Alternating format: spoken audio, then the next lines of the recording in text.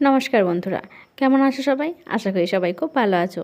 তোমাদের সবাইকে স্বাগত জানিয়ে আজকে একটা নতুন রেসিপি শুরু করছি।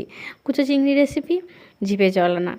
তাই পুরোটা দেখার অনুরোধ রইল। আর রেসিপি যদি ভালো লাগে অবশ্যই একটা লাইক দিয়ে চ্যানেলটাকে সাবস্ক্রাইব করে রাখবেন। আমার এখানে অনেক ভালো ভালো মাছের, ডিমের এবং সবজির রেসিপিও আছে এবং চিকেন রেসিপিও আছে, চাইলে দেখে নিতে পারেন। যদি কোনো প্রশ্ন থেকে থাকে অবশ্যই কমেন্ট করতে পারেন।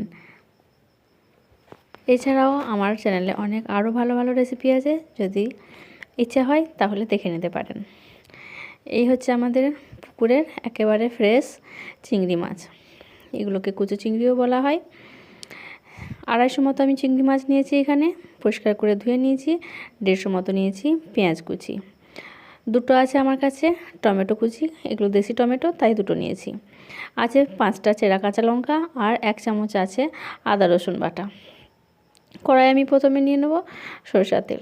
আপনারা যে কোনো তেলে এটা রান্না করতে পারেন, তবে আমরা সরষের তেলে রান্না করলে মনে হয় যেন এর টেস্টটা বেশি ভালো হয়। দিয়ে দিলাম অল্প পাঁচফোড়ন। পাঁচফোড়নটা যখন মিষ্টি গন্ধ ছাড়বে সেই সময়ে আমরা এখানে পেঁয়াজ কুচিটা দিয়ে দেবো। তেলের পরিমাণটা চাইলে আপনারা বাড়িয়ে কমিয়ে নিতে পারেন, তবে মাছে একটু তেল পেঁয়াজ বেশি হলে খেতে কিন্তু বেশি ভালো লাগে। পেঁয়াজের উপরে দিয়ে দিলাম নুন। পেঁয়াজটা একটু নরম হওয়ার অপেক্ষা করব। যখনই দেখব পেঁয়াজটা নরম হয়ে এসেছে তখনই আমরা এখানে আদা রসুন বাটা এবং কাঁচা লঙ্কাটা দিয়ে দেবো।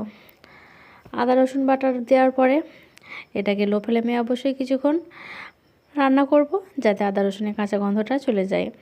যখনই আদা রসুনের কাঁচা গন্ধ চলে যাবে তখনই আমরা এখানে টমেটোটা দিয়ে দেবো।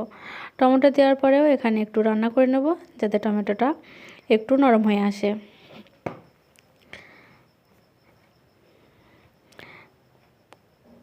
এরপরে আমরা গুঁড়ো মশলা ব্যবহার করব। প্রথমে একটু উঁচু করে দিয়ে দিলাম আমি 1 চামচ হলুদ গুঁড়ো। এরপরে দিয়ে দেবো আমি অল্প কাশ্মীরি লঙ্কার গুঁড়ো। আমি এখানে ঝালটা কাঁচা লঙ্কা থেকেই নিয়েছি। আপনারা যদি চান তাহলে কাঁচা লঙ্কার পরিমাণটা বাড়িয়ে কমিয়ে নিতে পারেন। আবার এখানে চাইলে ঝাল লঙ্কার গুঁড়ো ব্যবহার করতে পারেন। ঝাল এবং নুন নিজেদের স্বাদ মতো দেবেন। যখনই একটু ভাজা ভাজা মশলা হয়ে আসবে তখনই আমরা এখানে চিংড়ি মাছগুলোটা দিয়ে দেবো।